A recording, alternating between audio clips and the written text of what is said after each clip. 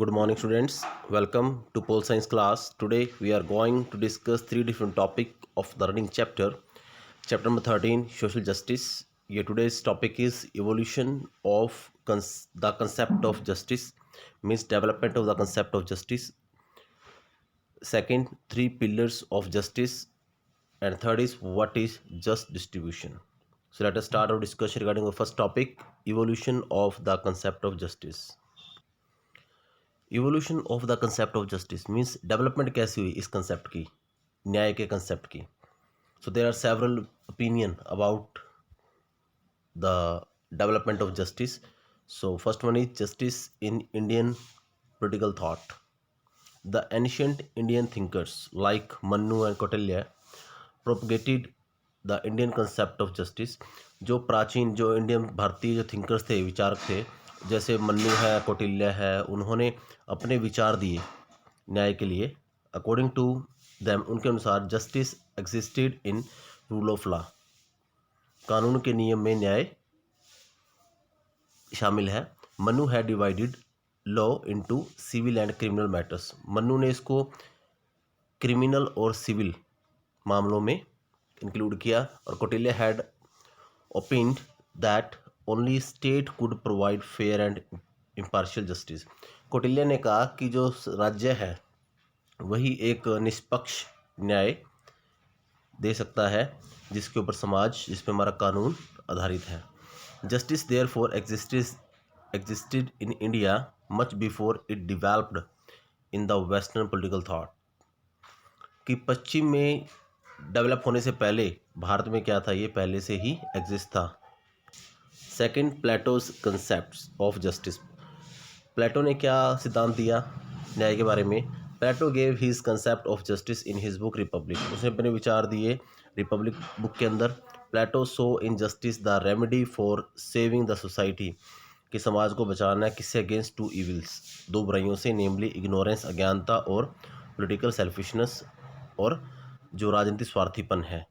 Justice according to Plato means that, Plato के अनुसार न्याय का मीनिंग क्या है. A man should do his work.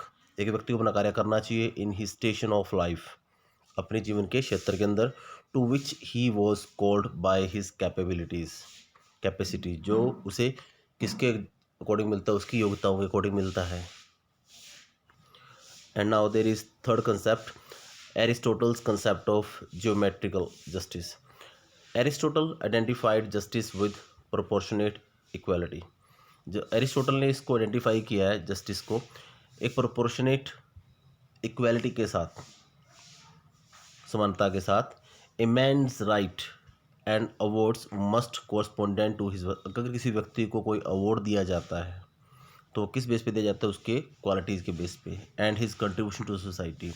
The flute should be distributed. बांसुरी सिर्फ वहीं डिस्ट्रीब्यूट की जाती है, ओनली अमंग दोज, उन्हीं लोगों के बीच में, who have the ability to play this musical instrument, जिन लोगों को बजानी आती है, प्ले करनी आती है. This view is also called geometrical justice. इसे क्या बोला गया, ज्योमेट्रिकल जस्टिस बोला गया है. नेक्स्ट व्यू आया, fourth view, modern concept of distributive justice. आधुनिक जो कंसेप्ट था न्याय का वितरण का. Modern writers gave the concept of distributive justice a fair distribution of goods based on the criteria of fairness. कि जो फेयर डिस्ट्रीब्यूशन है, एक निष्पक्ष जो वितरण है वस्तुओं का, वो किस पे निर्धारित है, एक क्राइटेरिया होना चाहिए निष्पक्षता का. It was needed by people. The modern welfare state made a distinction between basis wants और नीड्स एंड अदर नीड्स और wants. It seeks to provide bare necessaries of life to all. For the fulfilment of other needs, दूसरों के आवश्यकताओं पूरा करने के लिए. Merit should be the criteria of taking decision. एक योग्यता आधार होना चाहिए किसी भी निर्णय को लेने के लिए. फिफ्थ थॉट आया, numerical concept of justice. The numerical concept of justice gives equal share to all. Means हर किसी को उसका हिस्सा मिलना चाहिए, योग्यता के अनुसार सबको सब कुछ मिलना चाहिए. Bentham wrote, everyone is to count for one. हर व्यक्ति को एक काउंट किया जाना चाहिए. Nobody for more than one. किसी को एक से ज़्यादा, mean there should be no special privileges in the society. किसी को विशेष अधिकार प्राप्त नहीं होने चाहिए. Everybody should be consider equal in front of law. It means that even unequal would be treated as equal. जो अनईक्वल है उनको भी इक्वल ट्रीटेड किया जाना चाहिए। मीन्स ऐसा ना हो कि there should be discrimination on the base of caste, colour and gender. Sixth है रॉल्स कंसेप्ट। रॉल्स ने क्या बोला था? According to Rawls concept of justice everyone is entitled to maximum liberty. हर व्यक्ति को अधिकतर आज़ादी होनी चाहिए। Provided a similar liberty is provided to even the least advantage section under similar circumstances. जो लीस्ट एडवांटेज सेक्शंस है, जो बैकवर्ड क्लासेस है, उनको भी अपॉर्चुनिटी मिलनी चाहिए किसकी? डेवलपमेंट की, उनको भी न्याय मिलना चाहिए। Now seventh concept liberal views of justice. Liberal view क्या है जस्टिस का? लिबरलिज्म स्वतंत्रतावाद developed as a demand for freedom. ये कि लिबरलिज्म जो developed as demand for freedom against the arbitrary rule of monarch. ये कि ये मोनार्की के अगेंस्ट है। बेंथम और मिल ने इसको एडवोकेट किया में सपोर्ट किया है रिप्रेजेंटेटिव गवर्नमेंट को, जिस like democracy, and they regarded freedom of thought, speech, expression as essential. इसे इन्होंने जैसे फ्रीडम ऑफ थॉट है, स्पीच, एक्सप्रेस को बहुत जरूरी माना है फॉर जस्ट सोसाइटी के लिए भी। लास्की और Green therefore revise the liberal concept of justice. उन्होंने इसको रिवाइज किया and the new concept was based on the commitment of both civil liberty and social justice where people were able to fulfil their basic needs of life. And eighth concept आया था Marxian concept of justice, जो मार्क्सवाद है। Marxist क्या believe करते हैं? The Marxist are of the firm conviction that the source of all injustice led in the institution of private property. जब तक कैपिटलिज्म होगा तब तक वहाँ पे क्या होगा? अनजस्टिक होगा, अन्याय होगा समाज में। The class controlling the means of all production control of the government as well. कहता है जो डोमिनेटिंग क्लास है वो क्या करती है? प्रोडक्शन एक्टिविटी को कंट्रोल करती है। एंड स्टेट इज़ मोनोपोलाइज्ड, और स्टेट को क्या कर दिया जाता है? Monopolise by the economically dominant class. जो इकोनॉमिक डोमिनेंट क्लास वो क्या करती है? रूल रेगुलेशन को वायलेट करती है। And the laws of the state represent the laws of ruling class which is exploitative. So justice would then be establish. न्याय तभी स्थापित हो सकता है as everyone would get according to his needs and wants. अगर हर व्यक्ति उसकी आवश्यकता के अनुसार कुछ ना कुछ मिलता रहे। Now come to next point 3 principles of justice. 3 सिद्धांत कौन से हैं न्याय के?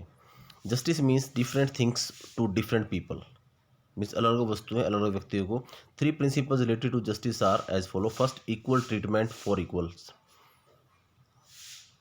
मीन्स हर व्यक्ति के लिए इक्वल ट्रीटमेंट होना चाहिए। इक्वल ट्रीटमेंट फॉर एवरीवन कह सकते हो आप। नाउ हालांकि ऑल एग्री दैट, सभी इस बात से सहमत भी हैं, all people should be given equal importance. सबको बराबर का महत्व दिया जाना चाहिए। It is not easy to give everyone his dues and for this the principle put forward is to treat equally. इसके लिए इस प्रिंसिपल को फॉलो किया जाता है कि सभी को इक्वल ट्रीट किया जाए। इट इज़ सैड, ये कहा गया है कि that all individual share trait as human. हर व्यक्ति को क्या करना चाहिए? मतलब ह्यूमन क्वालिटीज़ के अकॉर्डिंग ट्रीट किया जाना चाहिए। So they deserve equal right and equal treatment. Second, proportionate justice.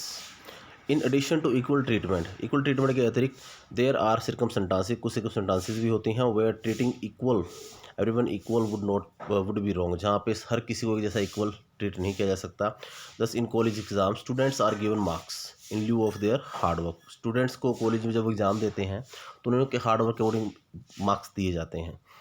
But and performance rather than just, सिर्फ इसलिए नहीं कि जस्ट परफॉर्मेंस इन एग्ज़ाम, कि वो सिर्फ एग्ज़ाम दे रहे हैं इसलिए बराबर मार्क्स दे दिए जाए, उनको मार्क्स मिलेंगे उनकी परफॉर्मेंस के अकॉर्डिंग। इसी प्रकार justice then is rewarding every individual in proportion to the amount of efforts he puts in. तो जस्टिस में न्याय उसके अकॉर्डिंग मिलना चाहिए जिसके अकॉर्डिंग सामने वाले के एफर्ट्स हैं। थर्ड प्रिंसिपल क्या है? Recognization of special needs. विशेष आवश्यकताओं को पहचानना। यहाँ पर स्पेशल नीड का मतलब क्या? डिसएडवांटेज सेक्शन ऑफ सोसाइटी, मतलब जो बैकवर्ड हैं, शेड्यूल कास्ट, शेड्यूल ट्राइब है, उनको भी स्पेशल सपोर्ट मिलनी चाहिए। The third principle of justice is special way of the promoting social justice by looking into special needs of people. Sometimes equal treatment and proportionate justice may not be sufficient. कई बार क्या होता है, जो equal जो treatment है ये सबके लिए इक्वल नहीं होता, ये भी सही नहीं होता, क्योंकि अगर if there is a person who is physically challenge, who is physical handicap, if you will just ask him to lift 100 kg weight, so how it is possible. जो आदमी खुद हैंडीकैप वो 100 किलोग्राम वजन कैसे उठा सकता है ना।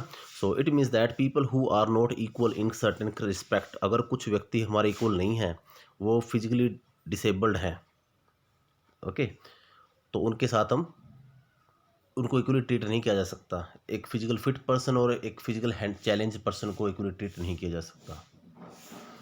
कहता next, what is just distribution. Just distribution का मीनिंग क्या होता है?